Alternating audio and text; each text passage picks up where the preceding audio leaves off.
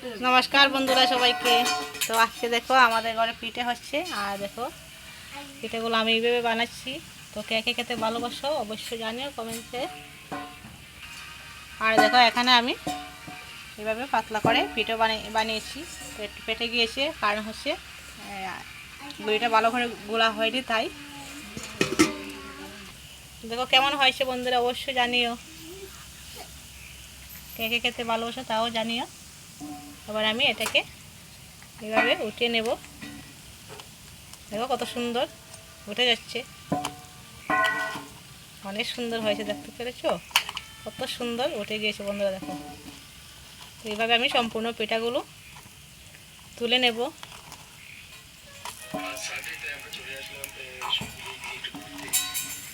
অনেক সুন্দর হয়েছে। তো কে কে খেতে ভালোবাসো অবশ্যই জানিও। সবাইকে টাটা।